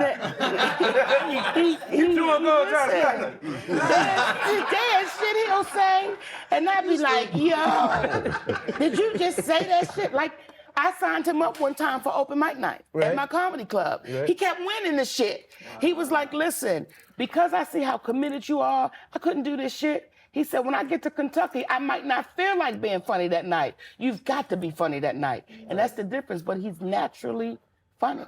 Damn. Gut bucket, like Gut Bucket down home, Mississippi funny. Oh shit, that nigga funny for real. They put that Mississippi on there. But boy, it's funny. Like, and when I did the BET Awards, was it the last one? He wrote everything. He wrote every single thing I said. Yeah. And when I said to him, Daddy, can you write this? He was like, yeah. I never, like, it was just a trust that I'm like, he got this. Yeah. He got this. And here's where your ego can get involved, right? I remember that night being interviewed. And I was riding so high because the show was so good. It was. And they was like, oh my God. And I never even said, my husband wrote this. I just took it. Yeah. Cause I'm right, but then when you play it back, it's like, ooh, no ma'am. No ma'am. Writers, he wrote that. Let me make sure I acknowledge that. So when you say, who's funny? Did you laugh? Hell yeah. Your ass off, right? Yeah. All right then. Now what made you do the whole Beyonce dance type shit? Cause I'm a dancer. I'm not a dancer, but a dancer. I'm a dancer, baby. I'm a dancer. I'm a dancer. It's one of those, one of those moments that's gonna live forever. But for the culture type shit, every time the BET Awards come around, that clip start going back around. You know, I've forever been a big woman, and I knew that the way big women are treated in this country, especially Black big women, it's almost like you've committed a crime. Yeah. And to see us beautiful and sexy and unapologetic, it's like, listen, let's show them something different. Let's show them our sexy and our beauty. And yeah, we might jiggle a little bit, but damn it, the average woman does. So when I first went to BET to Stephen Hill, he said, oh, that's gonna be so funny. And I said, it's not a joke. It's not a joke. We're doing this for real. And once he knew I wasn't laughing, he was like, oh, okay. And even the introduction of it, I was unaware of it. When the guy says, let's get ready to jiggle. Oh, no. I had no idea that was gonna happen. I had no idea that was gonna happen. So the actual women and the dance was so impactful. And again, I say that humbly, you don't even remember that. Right. You got to think about that to go back to it. So for that moment in time, to see those big women, and I could see them at home, jumping up and down in front of their TVs. I could feel them. I could feel them saying, we good, Mo. We okay, Mo. We are sexy. We are beautiful. So that will be a moment in time that I'll always hold on to. Yeah. And you know, this the crazy part about it. You've been uplifting big Black women, BBWs, whoever, whatever name they go by these days. And then you went on your weight loss journey. Yes. And they got mad too. Well, am I a small woman? Oh, you asking me? I am. Oh. No, I don't think so. So if you saw me walking down the street, would you say that's a big woman? No. And I'm not offended by it. I call it thick. I just be like, they thick. That's a thick woman, thick. right? Yeah. So to say some of the sisters got mad, it's like, y'all, I got to 200 pounds. Whenever is that a small person? I got to 198. Whenever is that a small person? Am I smaller than I was? Yes, but I am still a big woman. I will always be a big woman. You see my head? You see my shoulders, nigga? You see my feet? You see my ass? Like, I'm a big woman and I'm okay with that. But what I am saying to our sisters now, listen, it's okay to be a big woman, but can we be healthy women? It's okay to be healthy women. There was a time I didn't think that way. There was a time I ate what I wanted to eat, when I wanted to eat it, however I wanted to eat it, because I was this big woman and that's how people knew me. And you know what? And I'm over 300 pounds. Up Friday, November 28th, Wintrust Arena, Where? Chicago, Illinois. Chicago, Illinois. We will be live on Phone Them Grave for the 85 South Show. Live at the Wintrust Arena. Shit. And guess what? Manny Fresh will be there. Yes, he will. Yeah. And you know what else? Damn, I want to be there. Sauce. Damn, I want to be. But Chicago is gangster. That's the one that you was gonna get the Maybach at. All right. We was gonna do the Maybach shit. But if you can't make it, we understand. We understand. You gotta pull up the OG. I'm a tad bit scared. Nah, don't be scared. You from Louisiana? Y'all ain't Nobody scared don't of ever shit. say they're a tad bit. I'm a tad bit No, scared. you can't be This scared is of a the comedy niggas. show. All right, fuck it. I'll Yeah, do it's a it. comedy show. Friday, November 28th, Wintrust Arena, Chicago, Illinois. Please get your tickets and make Manny Fresh feel safe, because he's acting like a scary ass nigga. But we will not allow Manny Fresh to be intimidated by the beautiful city of Chicago. And if We you will don't be get there. no tickets, you bogus as hell. On Phone Them Grave. No cap. Friday, excuse me, November 28th. I even got a little afraid. Wintrust Arena, Chicago, Illinois. We will be there, 85 South Look Show. how I'm fading out. Pull out. You bogus as hell if you don't get no tickets. I'll be there, but I'm fading out. And I can't climb a flight of steps without being out of breath. And I can't move around like I'm supposed to. So it took my husband saying to me, check this out. That's too much. And what you gonna do? And when you've never been loved the way that I'm being loved, you have to make a different decision to say, I want that. I want that kind of love. I want to love back like that. So I'll never be a small woman, but I don't want to be close to the cemetery due to self-neglect. So I hope our big, beautiful sisters can understand when I say that. And don't get it twisted. Sometimes people think because you're big, you're unhealthy, and because you're small, you're healthy. Sometimes it's the complete opposite, baby. Because if you don't take care of your body, I don't give a damn what size you are. That's why I started the Monique's movement. It's on the YouTube channel. It's a free workout. Come on there and get your workout in. You don't have to be judged. You ain't got to be insecure. You can do it right in your home and just move your body. The person that moves, even if they're obese, will outlive the person that is not, but they don't move. Man, we can sit here and do this all day. Man, it's so refreshing. it's beautiful. That's how I felt about you, DC. I swear to goodness, baby. That day I was just like, look at this baby right here. And could take a note.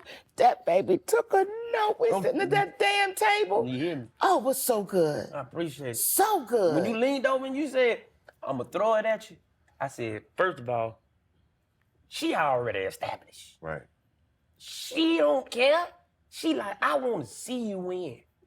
So when I throw something at you, and the whole time I'm there, I'm like, I know the script. Because we done sat at the table for 3 weeks. Everybody got to get their POV. I'm like, what is the longest POV I ever sat at? Okay. And I swear on everything, man. I said, I ain't no win. But she was like, they coming at you? I was like, did my day. She said, I'm finna throw it at you.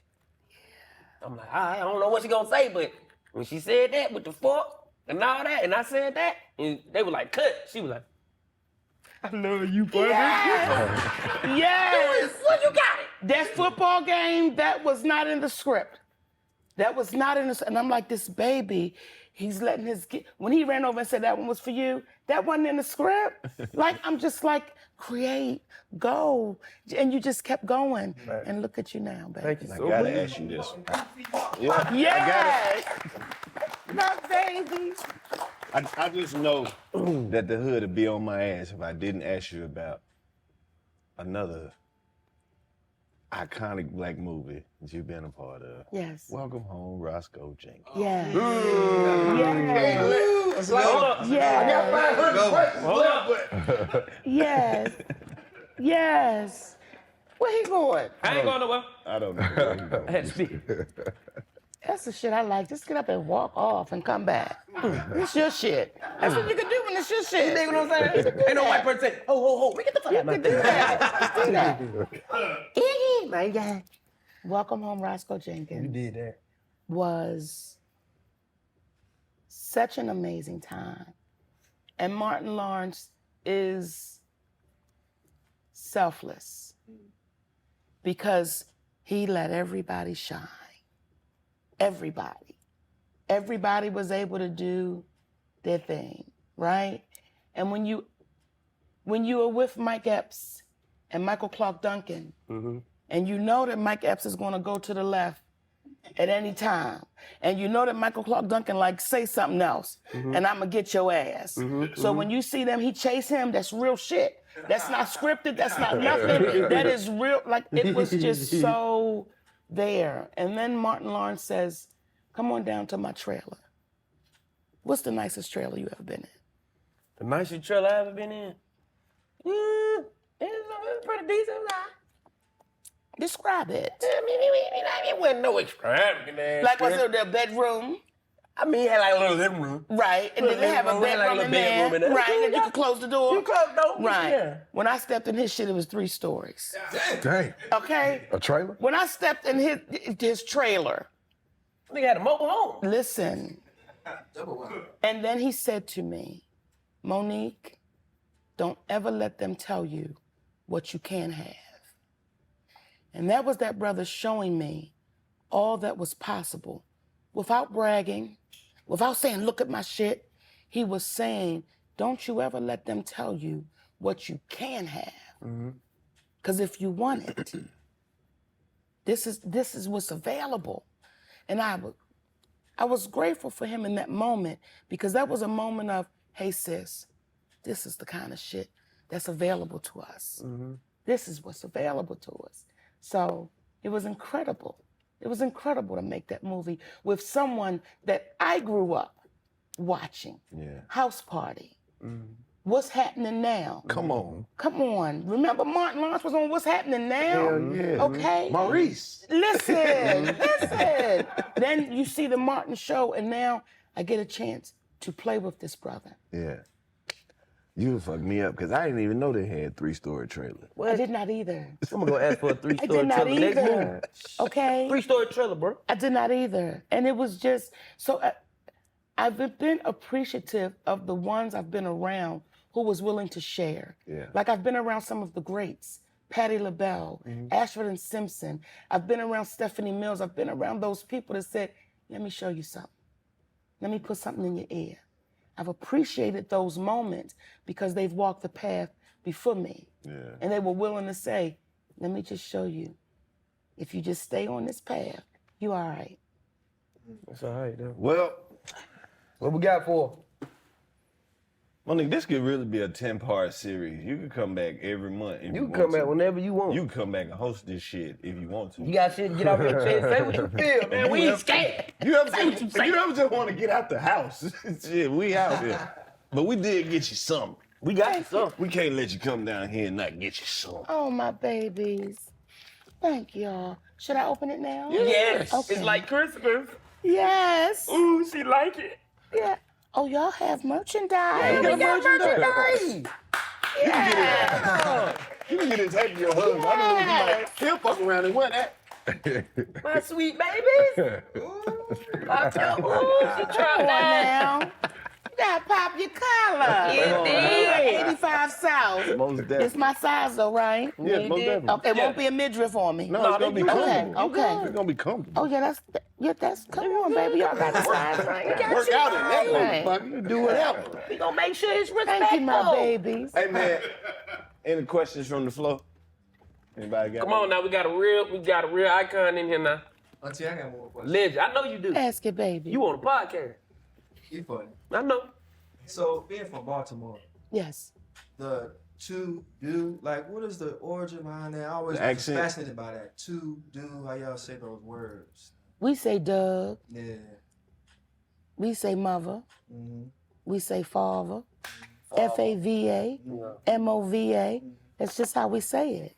You know, that's our dialect. That's how we talk. I can't. We say Baltimore with that D in there. Yeah. Oh, y'all say Baltimore. Baltimore. I ain't We never, don't I say ain't- Baltimore. I ain't catch that. We say Baltimore. We say Baltimore too. So No, you we say don't- the T. You don't understand the new lingo they got today, do you? I don't understand none of it. When they be abbreviating shit, I'm like, listen. I'm talking about the jet lines. What's some of the new shit? The jet lines and the Fatlatugans. That's English. That's how they talk. No, Who that's how they talk talk like in that? Baltimore. Don't nobody talk like that in Baltimore. You're a jet line of Fatlatugan.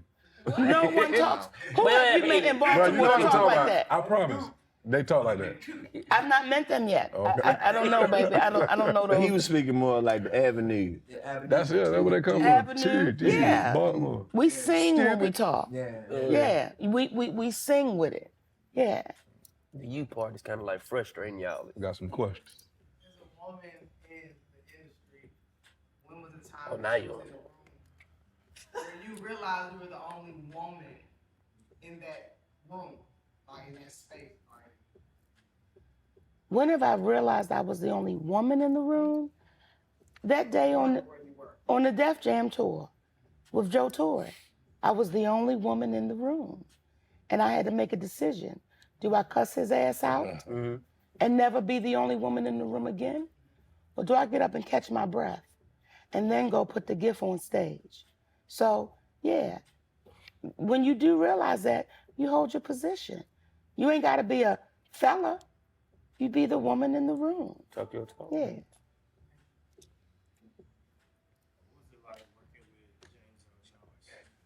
That's such a great question. I love James Earl Jones, okay? And I know he has since transitioned. And James Earl Jones is an older gentleman, right? And I was standing next to him one day, okay? And he wanted to hug me around my waist. But his hand was like on the top of my ass, right? And I was like, it's James Earl Jones. this is Darth Vader Daddy. This is Root from Claudine. I didn't even say nothing.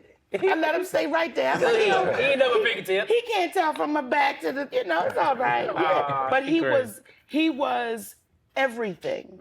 He was truly that patriarch. He was the energy of, I've been here. I've done it. I'm gonna share my gift with these babies. He was that, just like Danny Glover. Like, to work with Danny Glover on Almost Christmas, Danny Glover was everything. He was like the OG. We would watch Danny Glover do this, and this is OG shit. This is how you preserve yourself. He would sit at the dining room table and do this. When we were in cut, he would go to sleep. When it was time to go, he was up in it. We are young. We going. But I just watched him. I watched him say, let me preserve. And when it's my turn, let me go. I watched James Earl Jones do the same thing. When it wasn't their turn, they was like, I don't need to be nowhere. But when it was their turn, baby. So yeah, when you work with the greats, you go to school. You go to school. Yeah. Did you before you did the comedy, like growing up, like in high school and everything, did you do like theater and stuff? Did you act? That's such a great question. I was in one school play, and I played a dying grandmother. And I had no lines, but I was going to show them motherfuckers, baby, that I was going to be something. It took me 5 minutes to die, nigga.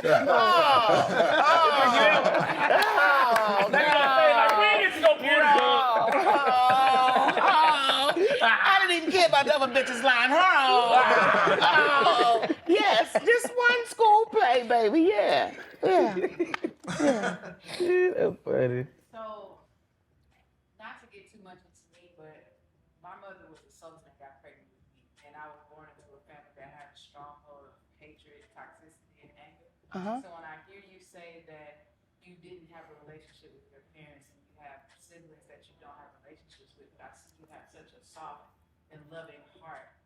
How do you make the choice to forgive and not be consumed with hate and anger towards people that you want to have a relationship with and choose to love? Like, how do you do that? You know, for me, and I don't know, this only worked for me. I know what I came from, and I know what I prayed for. And when I received what I prayed for, I couldn't take what I came from and put it into that, because I would be just carrying the poison from one generation to the next generation. So for me, I had to get to a place where I had to save my life. And I had to really appreciate and respect the family that I prayed for. I asked for a second chance. I asked for another chance. So I didn't hate my family. I don't hate my family. I love those people.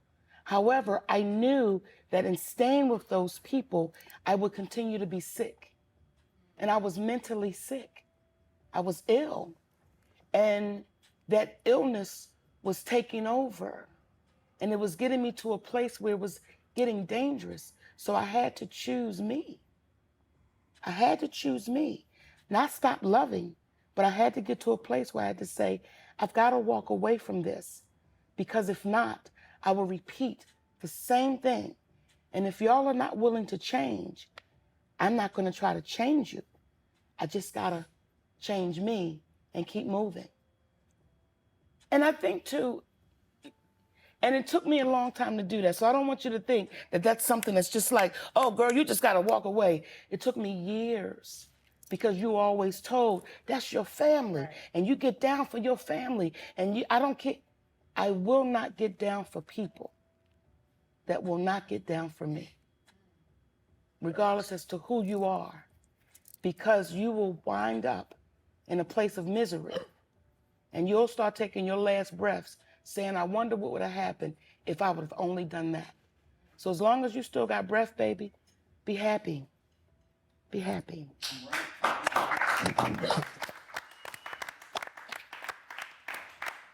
Man. Monique, we more than appreciate you stopping through here. I thank y'all for having me, baby. Oh, man. Come on, Why you here? Why you here? Why you here? Hell no. We got to get you to Got sign to out sign this table. Now, I got to tell y'all something. This the best shit I ever been on, okay? Because listen, let me just tell you why.